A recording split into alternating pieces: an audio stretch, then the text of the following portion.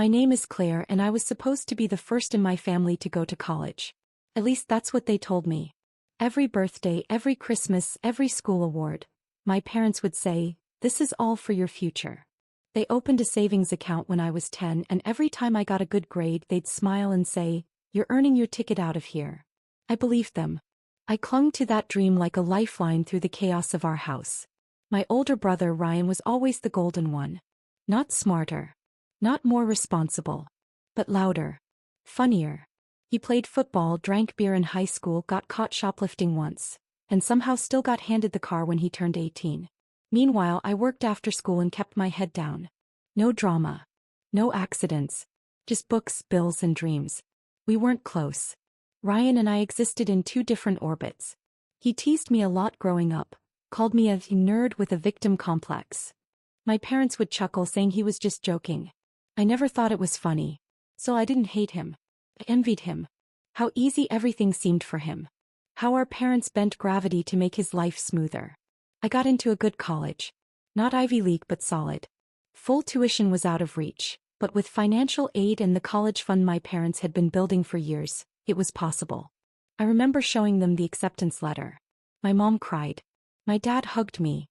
For a brief moment I thought maybe this would be my turn. But then came the delays. "Let's wait on deposits. We're still looking into your options. Maybe you could take a year off first?" It felt odd but I didn't press. I thought they were being cautious with money. I thought they were being wise. Then Ryan proposed to his girlfriend Julia. They'd been dating for a year. She worked at a yoga studio, called herself a spiritual entrepreneur. My mom was obsessed with her Instagram. Suddenly, every conversation at dinner was about their wedding colors, their love story, their soul connection. And then came the big surprise. My parents gifted them a 2-week honeymoon to Greece. I was stunned. And confused. My college deposit deadline passed. I asked about the fund. My dad got quiet. My mom sighed and said, "Honey, you just didn't seem motivated enough. And Ryan's getting married." It felt like the right time to bless him. Motivated enough? I'd spent years working part-time jobs, getting straight A's, volunteering to pad my resume. I never even went to prom. But I didn't seem motivated enough? That was the moment something broke in me. Like a delicate wire that had been pulled too tight for too long finally snapping. I didn't scream. I didn't throw a tantrum. I nodded. Went upstairs. And started planning. I knew I couldn't get the money back. But I could make them feel the cost. I was 17 when I first noticed something was off with the college fund. We were in the car, my mom driving, humming to some 80s pop ballad. I asked her how much had built up in the savings account. She blinked and said, "Enough, sweetheart. Don't worry." But I did worry. That was my thing. I worried, I planned, I asked questions. She brushed me off with her signature blend of affection and condescension. That night, I quietly logged into my dad's old laptop, the one he used to track our family finances before he got too lazy. He never changed his password. I clicked through some files. Then I found it, an account summary from 2 years prior. It wasn't much, just a screenshot, but it showed over $40,000 in that savings account. I remember staring at the number like it was a foreign language. 40 grand. For me. For my future. It made me feel seen, believed in. I told no one. I didn't want to jinx it. Then months later Ryan crashed the family car. It was around midnight when the doorbell rang. Cops. Breathalyzer. Minor injuries. DUI. My parents were furious, for a few hours. The next day they were already talking about how everyone makes mistakes. And we can't let this ruin his life. They sold the old Toyota and bought him another car 3 weeks later. That's when I started to wonder where the money came from. But I didn't ask. Because I didn't want the answer. I told myself the college fund was still safe. That they wouldn't touch that. Not after everything they promised. I kept studying, working, stacking up scholarships that only covered part of tuition. I planned to bridge the gap with the fund. That was the agreement. That was the unspoken contract between parent and child. You do your best, we'll back you up. When I got accepted into the university's honors program, I finally asked directly, "Can we use the fund now for my deposit?" My mom looked at me like I had spit in her coffee. "Claire, we need to talk." They sat me down in the kitchen like I was being fired from my own future. They said they had used most of the money. My dad wouldn't meet my eyes. My mom's voice was sticky sweet and full of rationalizations. They said I hadn't shown initiative. That I hadn't visited enough campuses. That I didn't seem excited enough. That I needed to mature more emotionally. And that Ryan's wedding was a special opportunity. That he was starting his life. Don't be selfish, my mom said. Family means supporting each other. Selfish. That word lodged itself into me like a thorn. I felt like a side character in my own story. The dutiful daughter. The understudy for a role that was never going to be mine. I went to my room and cried for an hour. Then I stopped. And started researching how to file a small claims lawsuit. I didn't tell anyone about the lawsuit at first.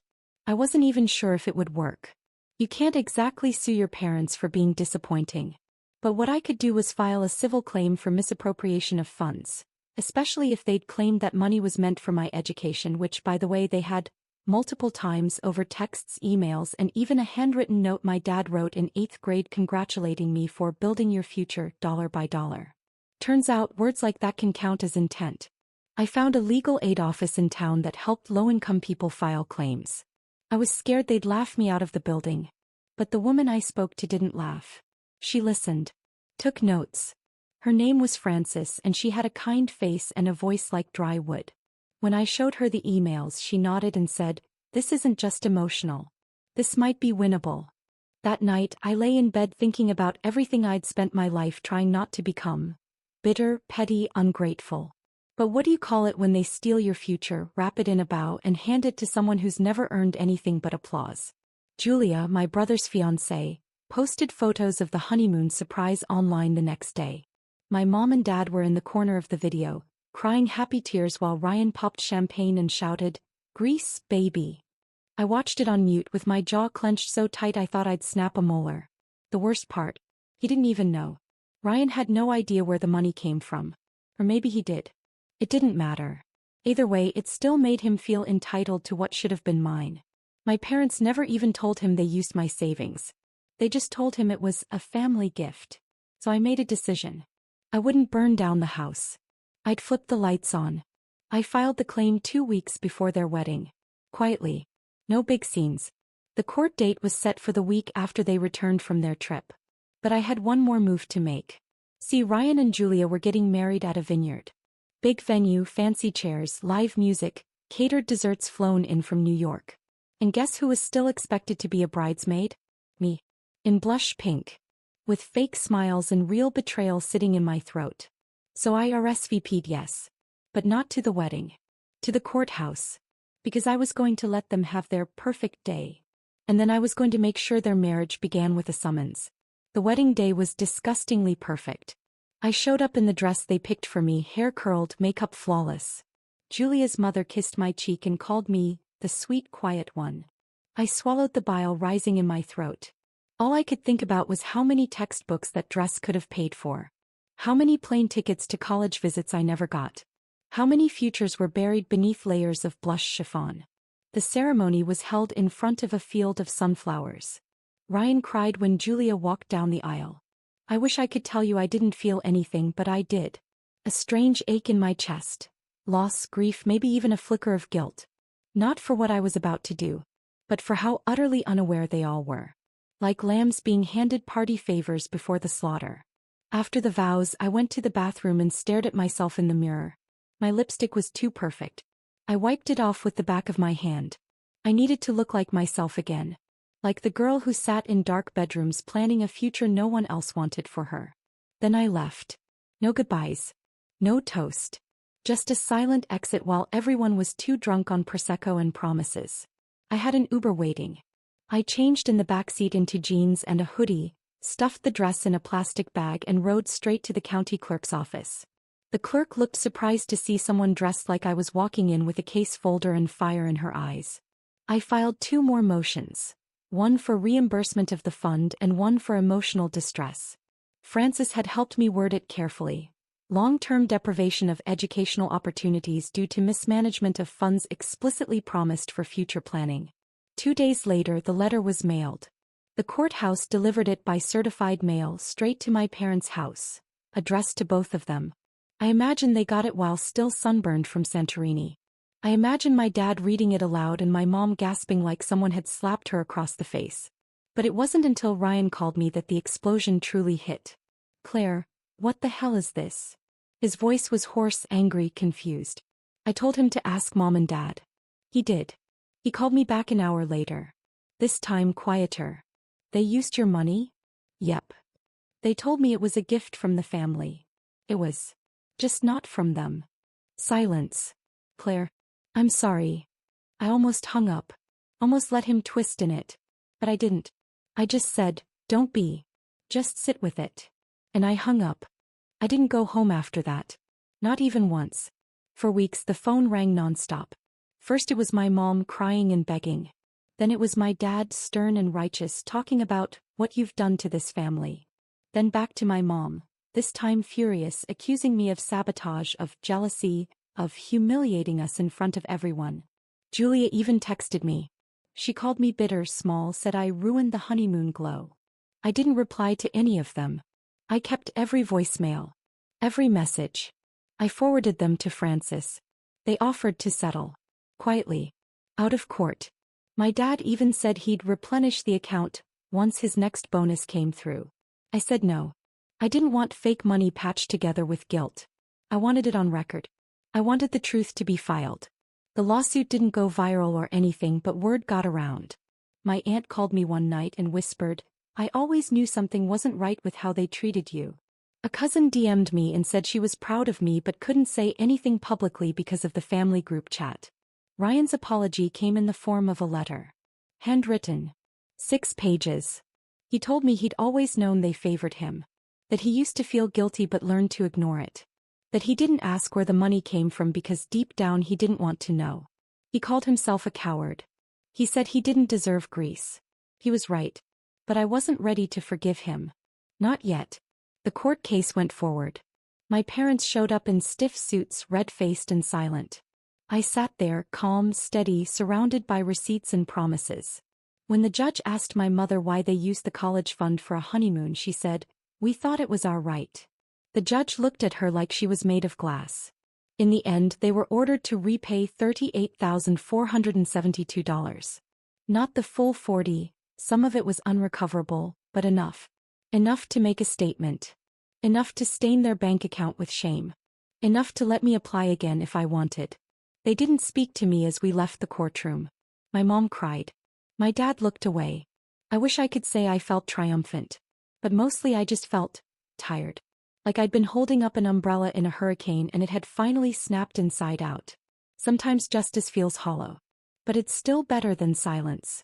It's been 11 months since the court date. I moved into a tiny apartment with peeling paint and a leaky sink, but it's mine. I work mornings at a bookstore and evenings at a coffee shop that smells like burnt espresso and cinnamon. It's not glamorous, but it's honest. Every paycheck is real. Every choice is mine. I didn't reapply to college right away. Thought I would. That was the whole point, wasn't it? Get the money, take my life back. But once the dust settled, something strange happened. I realized I didn't know who I was without the struggle. Without the need to prove myself to people who never truly saw me. I had spent so many years being the good one, the one with potential, the one they forgot to water while they worshipped weeds. So I gave myself time. Some nights I still lie awake wondering if I did the right thing. Not because I regret it, but because I've been conditioned to feel guilty for standing up for myself. I hear my mother's voice in my head calling me ungrateful, like a haunting. I wonder what would have happened if I had just let it go. If I had swallowed the pain and smiled in every wedding photo. But then I think about that letter Ryan sent. About how he signed it. For the first time in our lives, you didn't let them choose for you. And I think that scares all of us. He was right. I haven't spoken to my parents since the case. Christmas came and went without a single word. I didn't expect one. Sometimes I wonder if they look at the empty seat at the table and feel the absence like a wound. Other times I know them too well. They probably pretend I'm just busy. Ryan and I talk now and then. Cautiously. He even joked once that he and Julia were thinking about naming their first daughter after me. I didn't laugh. I told him he better make sure she has her own bank account. He laughed though. Not cruelly. More like he knew he deserved that one. I don't know if I'll ever fully heal from what they did. I don't know if forgiveness is even possible. But I'm not angry every day anymore. And that's something. I've started taking online classes at night. Just one or two. Quietly. No grand announcements. No promises. Feels right. Like maybe this path isn't what I planned, but it's finally mine. And sometimes that's enough. Sometimes the justice you carve out for yourself doesn't fix the past, but it gives you a place to stand while you build something better. Even if the people who should have built it with you chose a beach in Greece instead.